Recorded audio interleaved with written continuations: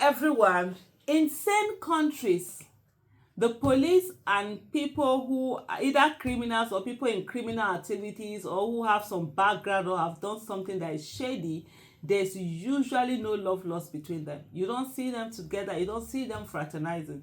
But in Nigeria, it's always a different case. And this particular one, I'm going to read a tweet from Omoyele Sowore. He says, so there's a headline that says, how Tinubu transformed my life within 24 hours after I met him in 1998. Is the Inspector General of Police, Egbe Toku, that is saying this. So from that tweet, you already know that the police is under the control of Tinubu. And that's why recently, of course, Tinubu decided they were going to do something, which is to elongate the tenure of the IGP. Ordinarily, the current IGP is supposed to retire and leave, based on age, which is usually very short. By the time they get to be IG, they're already close to their retirement age, and then when that retirement comes, sometimes they are just staying for a year or less than a year, or maybe less than 4 years and stuff like that. And so I think they've done that amendment to the law where now he has a longer term. So you can see that he's Tinubu's boy. So for someone who is telling you today that he met Tinubu in 1998, I think that was when I got married, 26 years ago. He met Tinubu in one day and Tinubu changed his life. You understand? He will forever be Tinubu's slave. And that's what we're going to right here. So Sowore now said, this is one of the reasons Nigeria got dragged through the mud down to where we are now. Criminals are supposed to be afraid of cops. But here we are, a supposedly top cop claiming that notable political, financial, and narco criminals of time transformed his life. Whether it's a known fact that Tinubu has dealings with, drugs, because he forfeited some amount of money. So that's not something that is hidden. Here he is. Now he said you understand why he had to murder 40 end bad governance protesters for Tinubu 10 days ago, and why he wants to remain as the IGP of police forever. So of course Tinubu knows that with this kind of person, loyalty is his, and then he can get that. That's something that he's going to get. And so he's in control of the police, he's in control of judiciary, control of National Assembly. Those ones are yes sir, yes sir, yes ma, yes sir slaves there for him, masquerading as lawmakers. And then of course he's trying to also get the NLC. You could see him going after the NLC president. By the time he's also able to install his stooge in that NLC, he knows no protest is going to come from anywhere. He cannot sit down and be using Nigeria head anyhow the way he wants to have it.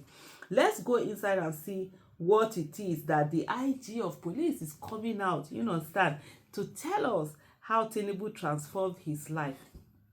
The Inspector General of Police, and this is from Vanguard, the Inspector General of Police, Dr. Kayode Egbetokun, has said that Bola Tinubu transformed his life in 1998 within 24 hours when he first met him as a young officer, noting that Bola Tinubu made a significant impact in his life and career. How is that even an issue that is going to be discussed now? You are an IG of police. Is there no conflict of interest in all of this? Egbetoku, who made the revelation at the unveiling of a book in his honor titled Readings in Policing, Peace and Security at the Police Conference Center, Abuja, said, I thank the Almighty God by whose grace I'm alive today to receive this incredible honor. My life and career are a testament to God's infinite mercy. It has been God for me. The way these people call God, Nigerians, they will call God. In short, the person will go and pray and come and do some billion, whatever dealing, yet he's calling God. God is a patient God. As I'm standing here today, he said, my mouth is filled with testimonies. I would have loved to share some of these testimonies, but today is not Thanksgiving Day. I will therefore reserve the details of that for another day. I must, however, acknowledge the significant impact of a particular individual on my life and career. I met Bola Tinubu in 1998, and that meeting produced a positive transformation in my life within 24 hours. The story is also a testimony that I would like to leave for another day. You should have told us the story now. What happened? What did they give you? What did you have to do that he had to change your life, this whole way? But it's just to show what they just in his tweet that he mentioned. It's just to show the rot of what we have in our society and the things that we deal with in this whole way, this whole shadiness between criminality and the people who are supposed to be law enforcers and stuff like that. It just goes on and on and on. Lord have mercy. Sometimes when you think about these things, you just tire. Egbetokun said the book would serve as a reference material and a source of inspiration for young officers, added the book will not only be a reference material, but it's going to inspire the new generation of law enforcement officers in Nigeria. Well, he continues on. I'm just trying to see something that really has, other than all of this, there's a word I'm trying to find. The way that the Nigerian system is set up is actually so wired to not favor the people.